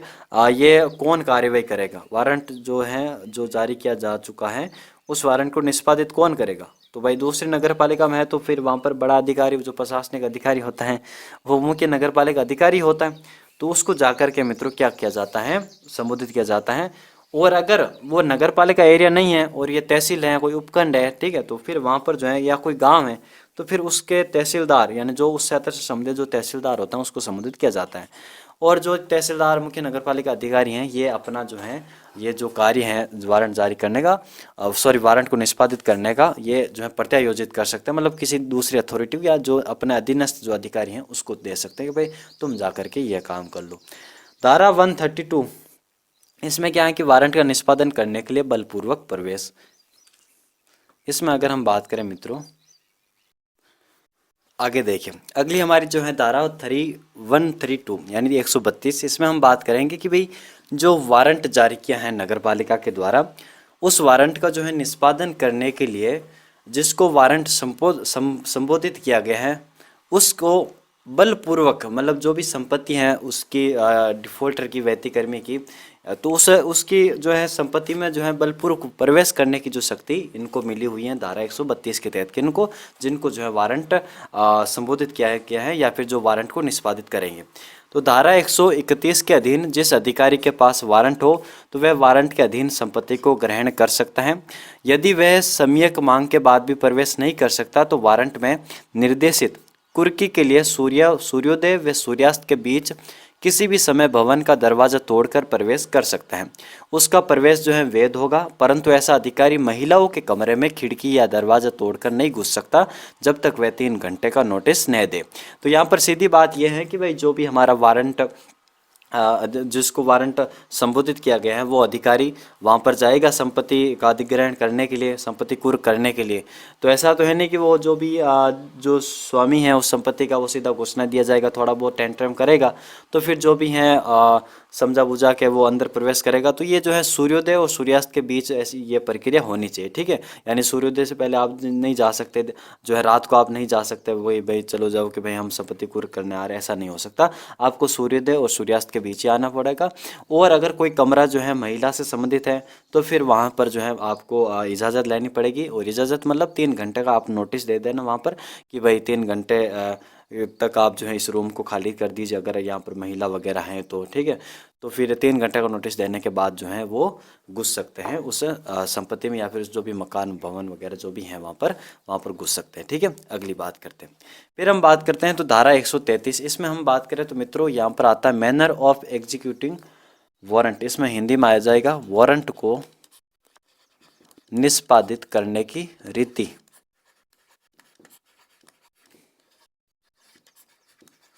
निष्पादित करने की रीति। तो वारंट जो है किस प्रकार निष्पादित किया जाएगा तो यहाँ पर देखिए, तो धारा 131 के अधीन अधिकारी के द्वारा नामित व्यक्ति की जंगम या फिर जो स्थावर संपत्ति उसकी कुर्की करना वैध होगा। लेकिन निम्न संपत्ति जो है मित्रों कुर्की नहीं की जाएगी, जो असेंशियल चीजें हैं वो कुर्क नहीं की जाती हैं। वो कौन कौन सी देखिए, तो पत्नी और बच्चों के जो पहनने के आवश्यक वस्त्र और बिस्तर, भोजन पकाने के बर्तन, शिल्पी अगर कोई वो शिल्पी हैं तो फिर शिल्पियों के औजार, यदि कृषक हैं तो खेती के उपकरण, बीज आदि वगैरह जो हैं ये कुर्क नहीं की जाएगी। और ऐसे पशु जो जीविका के लिए आवश्यक हो इनकी भी जो है मित्रों कुर्की नहीं की जाएगी, उनको जब्त नहीं किया जाएगा, ठीक है। तो ये जो है असेंशियल चीज़ें जो है कुर्क नहीं की जाती हैं। जब भी जो है यहाँ पर संपत्ति कुर्क करनी होती है तो इन चीज़ों का ध्यान रखा जाता है कि भाई जो पहनने के लिए, भोजन पकाने के लिए जो आवश्यक बर्तन है, आजीविका के लिए अगर कोई किसान है या फिर छोटा मोटा मजदूर है तो उनके जो भी औजार हैं उनको आप जो है कुर्क नहीं कर सकते, आप उनकी जो है पेट पर लात नहीं मार सकते, कुछ तो वो कमा कर खाए गए ने। अगर कोई बड़ा आदमी है, ठीक है, कोई बड़ा बंगलो है जिसके पास बड़ी बड़ी संपत्ति है तो फिर वो कुर्क किया जाता है। लेकिन आप गरीब के घर आप जो हैं कुर्क करने जा रहे हो तो फिर आपको ध्यान रखना होगा कि भाई आप वैसे ही गरीब हैं और अगर आपको उसके औजार नहीं छोड़ोगे जो जिससे वो अपने आजीविका चलाते हैं तो फिर वह कैसा काम रहेगा। अगली बात करते हैं जंगम संपत्ति जो होती है मित्रों, मूवेबल प्रॉपर्टी, पैसा गोल्ड वगैरह, इनकी जो कुर्की हैं वो अत्यधिक नहीं होगी। अर्थात कुर्क की गई जंगम संपत्ति जो है मूल्य में वारंट के अधीन वसूली रकम के निकटतम होगी। अगर 5,000 की अगर राशि वसूल करनी है अगर, तो फिर जो कुर्क संपत्ति की जाए, कुर्क की जाएगी संपत्ति वो भी 5-6 हज़ार अपने खर्च से सम्मिलित करके ही इतनी जो है जंगम संपत्ति ली जाएगी। जंगम संपत्ति आपको पता है कि वो पैसों के रूप में पड़ा होता है वहाँ पर, तो वो जितना चाहे पैसा उठा सकते हैं ना, तो ऐसा नहीं होता। जितनी आपकी निकटतम संपत्ति हो रही है ना खर्चे वगैरह मिला करके, अगर ज़्यादा संपत्ति है तो फिर उस व्यतिक्रमी को वापस लौटा दी जाती है। अधिकारी मित्रों जंगम संपत्ति की कुर्की के समय उसकी सूची बनाएगा। तो आपको पता है कि जंगम संपत्ति में जो है इमूवेबल प्रॉपर्टी आती है, मकान वगैरह, तो वहाँ पर पूरी जो है एक लिस्ट बनेगी क्या किसकी कितनी कीमत है। और ऐसी संपत्ति हटाने के पूर्व कुर्की के समय उस पर कब्जा रखने वाले व्यक्ति को 6ठी अनुसूची के अंतर्गत प्रारूप में जो है लिखित नोटिस देगा। तो यहाँ पर जो एक बार और जो है उसको कहा जाता है कि बेटे अगर तू ये राशि चुका देता है तो तेरी संपत्ति बच जाएगी, अदरवाइज ये कुर्क हो रही है, ठीक है। जब संपत्ति स्थावर हो तो मित्रों किसी आदेश से डिफॉल्टर व्यक्ति को अंतरण, डिफॉल्टर को संपत्ति को अंतरण करने, स्थान परिवर्तन करने या अन्य को लाभ देने से रोकेगा। यानी इसमें यह होता है कि भाई जो स्थावर संपत्ति होती है उसमें दिक्कत ये रहती है कि भाई जैसे आज आएंगे ये अधिकारी कुर्क करने संपत्ति, तो वो पहले ही जो है व्यक्ति अपनी भवन मकान वगैरह को बेच देता है और यहाँ से चला जाता है। तो ऐसा नहीं होगा। जब जैसे ही जो है वारंट का आदेश जारी कर दिया जाता है तो वैसे ही जो है उस संपत्ति पर ध्यान रखा जाता है कि ताकि वो जो व्यक्ति हैं उस संपत्ति को कहीं बेचे नहीं, अंतरण नहीं करे अपने हक का। ठीक है। आदेश जो है संपत्ति के आसपास मित्रों ढोल बजाते हुए घोषित किया जाएगा। ढोल बजाते हुए घोषित किया जाता है कि सुनो सुनो सुनो, जो भी शहर वासियों हैं, जो भी आसपास लोग रह रहे हैं, ये संपत्ति कुर्क की जा रही है, उनके बारे में डिटेल वगैरह थोड़ी दी जाती हैं। और आदेश की जो है एक कॉपी मित्रों वहाँ पर किसी जो भी आगे दीवार वगैरह होती हैं, दरवाज़ा होता है या फिर कोई भी गेट वगैरह बना हो तो वहाँ पर जो है सहजदर्शी भाग पर चिपका दिया जाता है, चस्पा कर दिया जाता है कि भाई ये जो संपत्ति कुर्क होने वाली है और इस संपत्ति को आप जो है खरीदना मत वगैरह वगैरह। ठीक है। और नगर पालिका पर लगेगी और नगर पालिका के कार्यालय में भी लगती हैं मित्रों, और कलेक्टर के कार्यालय में भी जो है एक प्रति यहाँ पर चिपकाई जाती है। ठीक है। और जब संपत्ति राज्य सरकार को राजस्व देने वाली भूमि हो, अगर मतलब ऐसी भूमि है जहाँ से राजस्थान सरकार को राजस्व प्राप्त होता है, तो फिर कलेक्टर के कार्यालय में भी चिपकाई जाती है, क्योंकि कलेक्टर का भी जो है उसमें हित है। अगली हम बात करें मित्रों तो कुर्की के पश्चात कुर्क संपत्ति या उसके हित का अंतरण के समस्त दावों का नगरपालिका के विरुद्ध जो है शून्य होंगे और मुख्य नगरपालिका अधिकारी की लिखित अनुज्ञा के बिना। अगर आप जो है फिर जो है मित्रों कोई दावा करते हो, ठीक है, उसके हित के अंतरण के समस्त कोई दावा करते हो कि भाई कुर्क कर लिया संपत्ति, ठीक है, वाराणसी नगर पालिका ने, और फिर जो है वो डिफॉल्ट आके कह रहा है कि मैं ये संपत्ति बेचूंगा, या फिर जो पहले बेच दी जाती है और वह व्यक्ति आता है कि नहीं मैंने ये संपत्ति खरीद ली थी, तो ये संपत्ति तो कुर्क कर लिया ना नगर पालिका ने। तो ये जो भी दावे करते हैं ये शून्य माने जाएंगे। अगली हम बात करें मित्रों धारा 134 134, इसमें जो है कुर्क की गई संपत्ति का कुछ विशेष मामलों में जो है विक्रय किया जाता है। इसमें हम बात करें तो जब संपत्ति मित्रों जल्दी से या नष्ट हो सकती है, मतलब ऐसा लगता है अधिकारी को कि भाई ये संपत्ति जो है जल्दी नष्ट होने वाली है। ठीक है।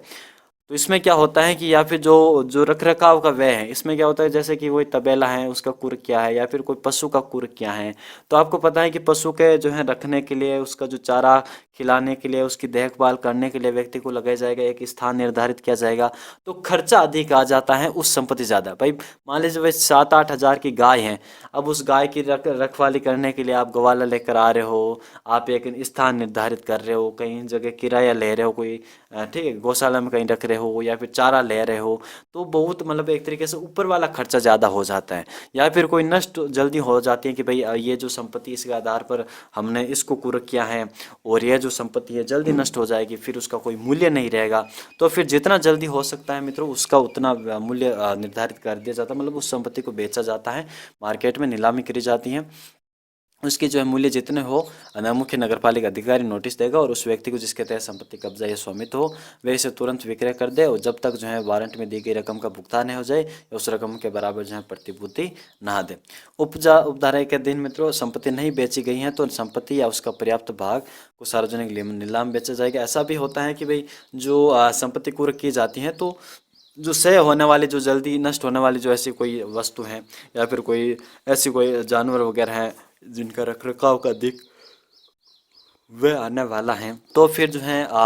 नगर पालिका एक बार मौका उसको भी देती हैं जो डिफॉल्टर होता है कि भाई तू संपत्ति को बेच दे, जो भी तू कर ले और रकम हमें दे दे यार, हम जो तेरी संपत्ति वापस लौटा देंगे। ऐसा भी किया जाता है, एक बार लास्ट मौका दे दिया भी जाता है कि भाई अब तो दे दे पैसे, मतलब लास्ट बार मौका दे रहे हैं तुझे, ये तो संपत्ति नष्ट होने वाली है, मतलब जल्दी नष्ट होने वाली है, हम इसका क्या करेंगे, अगर हम जल्दी नहीं बेचे तो फिर प्रॉब्लम हो जाएगी, तो तू ले ले ये वापस और तुम हमें पैसे दे दे जो भी रकम बन रही थी। और फिर भी यह डेट आदमी है नहीं दे रहा पैसे, तो फिर जो है नगर पालिका सार्वजनिक नीलामी करेगी और मुख्य नगर पालिका अधिकारी निर्देश अनुसार या फिर राज्य सरकार के अनुरूप। यदि अधिशेष होता है तो मित्रों नगर पालिका निधि में जमा किया जाता है कि भाई 5,000 की राशि थी और 10,000 की जो है हमारी पूरी आ गई है एक तरीके से उस संपत्ति को बेचने से, तो फिर 5,000 का अधिशेष हो गया, तो यह अधिशेष जो है नगर पालिका निधि में जमा किया जाता है। और अगर वो व्यक्ति होता है मित्रों जो जिससे जो है या जिसकी संपत्ति कुर्क की गई थी डिफॉल्टर की,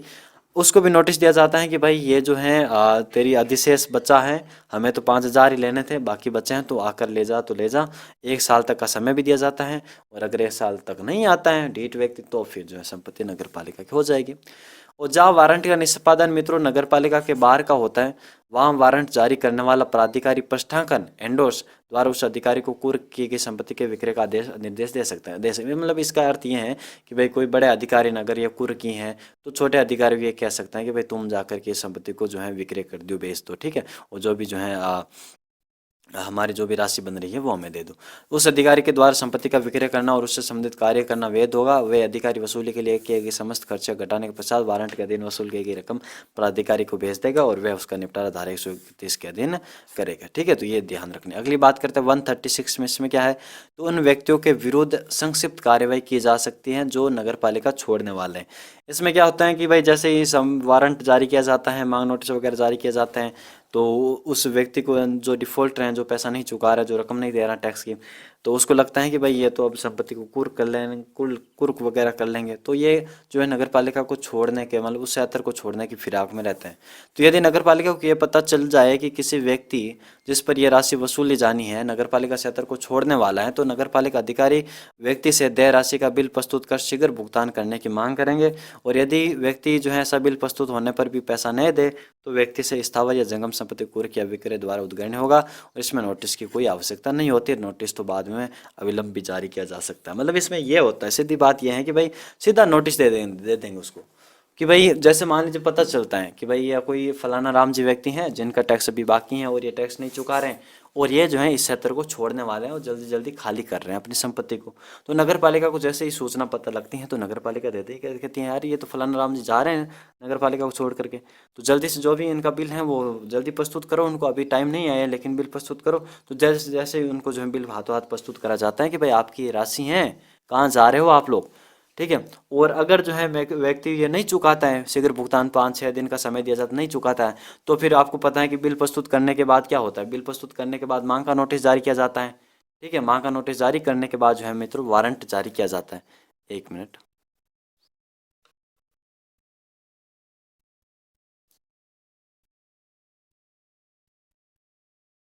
तो जो है बिल प्रस्तुत किया जाता है, बिल प्रस्तुत करने के बाद समय दिया जाता है, 2 दिन मतलब 5-6 दिन का समय दिया जाएगा, कम ही दिया जाएगा क्योंकि वो छोड़ने वाले हैं उस शहर को।